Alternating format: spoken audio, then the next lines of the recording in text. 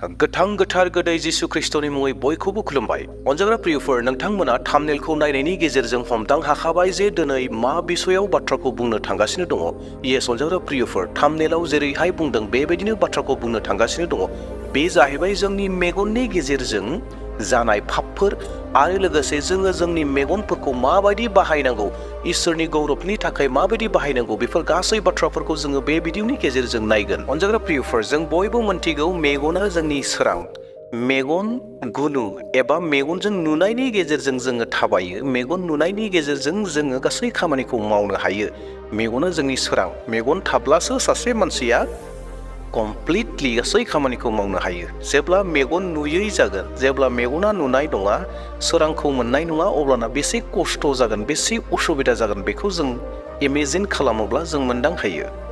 अनजाग्रा प्रियफोर, बे जाहैबाय मोदोमनि बाथ्रा, नाथाय मेगन नुनायनि गेजेरजों जोंनि आत्मिक जिउआवबो सोरां आरो खोमसि जानो हागौ। येस अनजाग्रा प्रियफोर, जोंनि मेगननि गेजेरजों जोंनि आत्मिक जिउआ खोमसि जानो हागौ, आत्मिक जिउआ सोरां जानो हागौ। दे अब्ला प्रियफोर, भिडिअखौ नायबाय थादो जोबजासिम आरो लोगोसेनो खावलायनो हास्थायबाय, नोंथाङा जुदि आंनि चेनेलाव गोदान फैदोंब्ला आंनि चेनेलखौ साबस्क्राइब खालामना लादो, जेन फैबाय थानाय समाव बेबायदिनो इसोरनि सोमोनांथाव बाथ्राखौ नोंथाङा जेन मोनबाय थानो हायो। आरो लोगोसेयैनो मोनसे लाइक होनानै गालांगोन। नोंथांनि लाइक होनाया आंखौ गोदान गोदान भिडिअ लाबोनो थाखाय गोबां थुलुंगा होयो।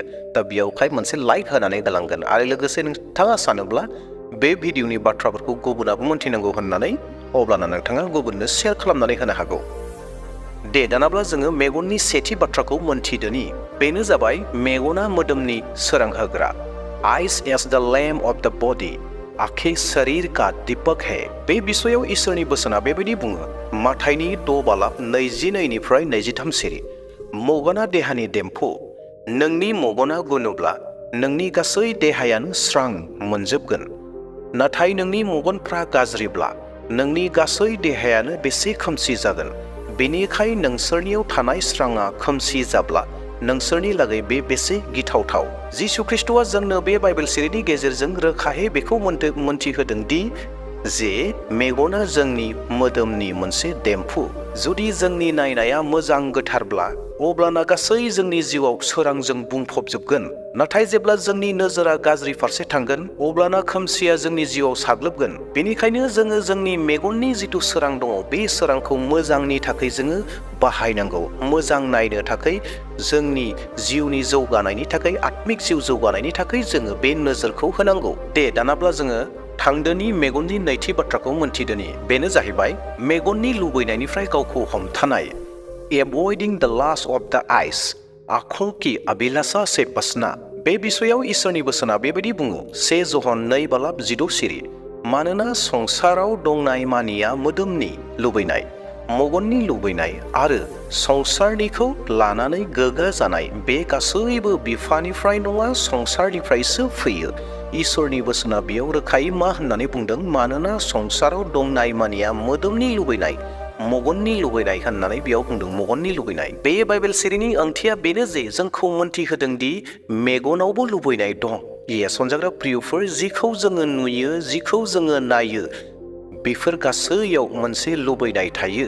अनजाग्रा प्रियफोर, जों जुदि मेगननि लुबैनायाव थायोब्ला मेगननि लुबैनाया जोंखौ पापआव दैदेनलांगोन। मानोना संसारनि बेसादफोरखौ लुबैनाया जोंखौ इसोरनिफ्राय गोजान खालामो। नाथाय बेखिनियावनो मोनसे बाथ्राखौबो रोखा खालामनानै होनो हास्थायदों, बेनो जाहैबाय दिनै जोङो बेबायदि होननानै जोंनि मेगनखौ मिसिबनानैथ' जोङो थांनानै थानो हाया, जोंनि मेगनखौ मिसिबनानैथ' जोङो खामानि मावनो हाया, जोंनि मेगनखौ थेन्थ' होनानैथ' जोङो माबा मोनसे बहाबा थांनो एबा माबा मोनसे खामानिखौ मावनो हाया। अनजाग्रा प्रियफोर, जोंहा बेयाव मोनथिनांगौ माखासे बाथ्राफोर दङ। जि बेसाद, जि मुवाफोरा जोंखौ पापनि फारसे दैदेनलाङो, बेबायदि बेसाद मुवाखौ नायनायनिख्रुइ नायैया मोजां। मानोना जिखौ नायोब्ला जोंनि मेगना लुबैगोनब्ला, जिखौ लुबैयोब्ला जोङो पापआव थाङो, बेबायदि नायनायनिफ्राय गावखौ हमथानाया मोजां। बेनिखायनो जोङो जोंनि मेगननि लुबैनायखौ कन्ट्रल खालामनानै एबा हमथानानै जि बुस्थु, जि बेसादफोरा जोंनि आत्मिक जिउखौ जौगाहोगोन, धोरोमिया लामायाव लानानै फैगोन, बेबायदिखौ जोङो नोजोर होनांगोन आरो जोंनि मेगनखौ बेबायदियाव बाहायनांगोन। दे अब्ला प्रियफोर, जोङो थांदोनि मेगननि थामथि बाथ्राखौ मोनथिना लादोनि, बेनो जाहैबाय मोजां आसार खान्थियाव नोजोर होनाय।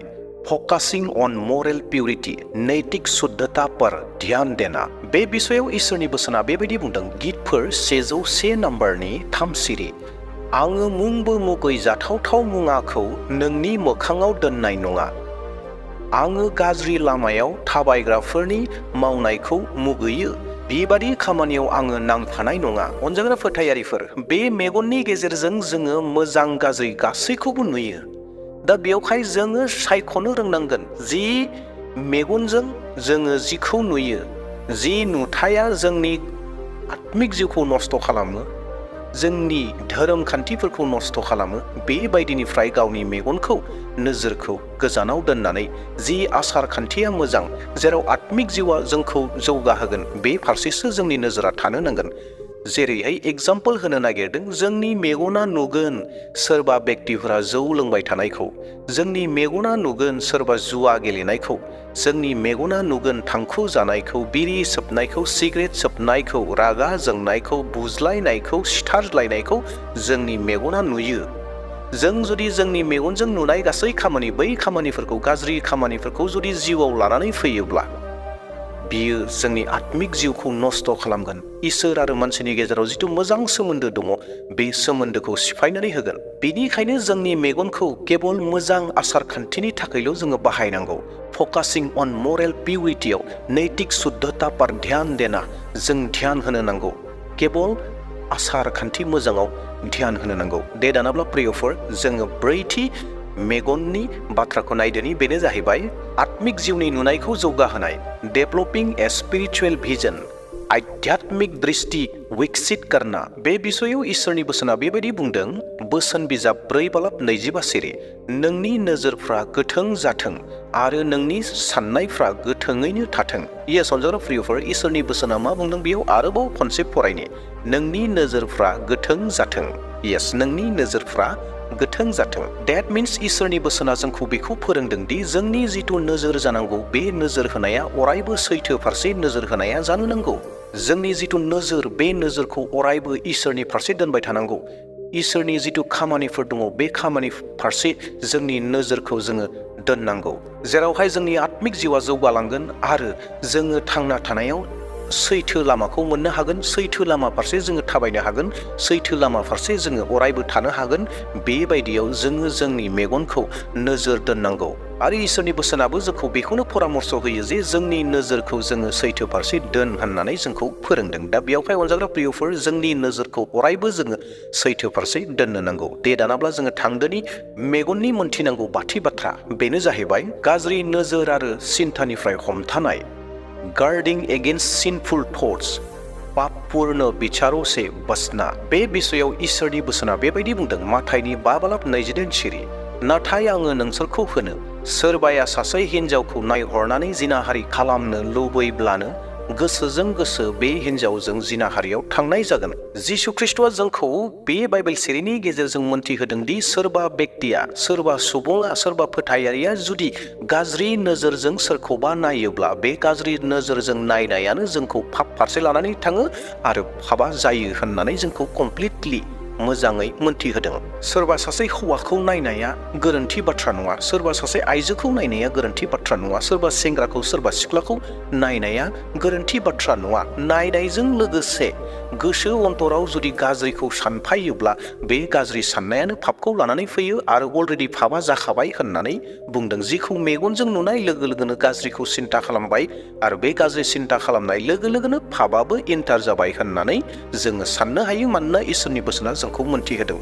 दा बेयावखायनो जोंनि जिथु नोजोर, बे नोजोरखौ जोङो हमथानो नांगोन आरो जोंनि गाज्रि सिन्ता खालामनायखौबो जोङो हमथानो नांगोन। बेनिखायनो जोङो नोजोर आरो गोसोखौ हमथानि, जेरावहाय जोङो पापनिफ्राय बासिनानै थानो हागोन। दे दानाब्ला प्रियफोर, जोङो द'थि मेगननि बाथ्राखौ मोनथिदोनि, बेनो जाहैबाय जिउमानि मेगना गेवनायनि थाखाय आर'ज। प्रेइंग फर स्पिरिचुअल इनसाइट, आध्यात्मिक समझ के लिए प्रार्थना करना। बे बिषयाव इसोरनि बोसोना बेबायदि बुंदों, गितफोर 119 नम्बरनि 18 सिरि आंनि मेगनफोरखौ नों खेवदो, अब्ला आङो नोंनि रदायनि सोमो गोनांफोरखौ नायनो मोनगोन।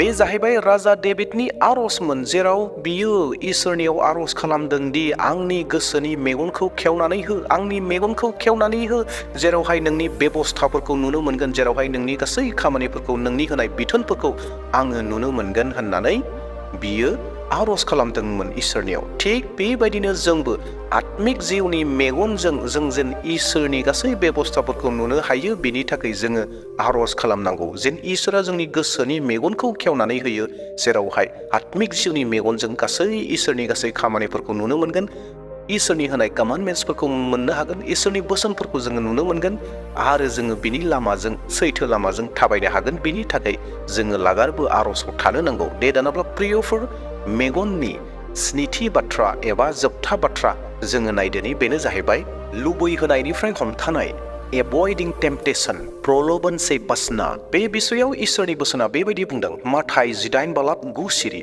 आरो नोंनि मगना नोंखौ पाप खालामहोब्ला बेखौ एरख्ल'नानै गारहर, मानोना मगन थाइनैयै नोरोगाव गारसन जानायनिख्रुइ मगन थाइसेयै जोबनो गैयै गोथाङाव हाबनाया गाहामसिन। अनजाग्रा प्रियफोर, बे बाइबेल बोसोना जाहैबाय साबधान होनाय। जोंनि मेगननि गेजेरजों गोबां रोखोमनि पापफोरा फैनो हागौ। दा बेयावहाय पाप फैनायनि सिगांनो गावनि मेगनखौ हमथानो थाखाय जोंखौ परामर्श होनाय बाथ्रा बियो। अनजाग्रा प्रियफोर, मेगननि गेजेरजों जोङो मोजां गाज्रि गासैखौबो नुयो। जों जुदि गाज्रिखौ नोजोर होनानै गाज्रिखौ मावफायोब्ला, जों पाप जायोब्ला, जों नोरोग रायजोआव थांनो गोनां जागोन। आरो जोंखौ नोरोग रायजोआव लांग्राया सोर जागोन? बे जाहैबाय मेगना जागोन। मेगननि नोजोरनि गेजेरजों जोङो नोरोग रायजोआव सहैगोन। दा बेयावहाय साबधान जों जाखानांगौ जे जों जेन जोंनि मेगनजों गाज्रिखौ नाया। येस प्रियफोर, जों जेन गाज्रिखौ नाया। जिखौ नायोब्ला जोङो नोरोग रायजो थांनो गोनां जागोन, बेबायदि पाप जागोन, जेराव जों नोरोग रायजोआव सहैगोन। जों बेफोरबायदिखौ नायनायनिफ्राय दानो गावनि मेगनखौ हमथाना लाखानाया मोजां।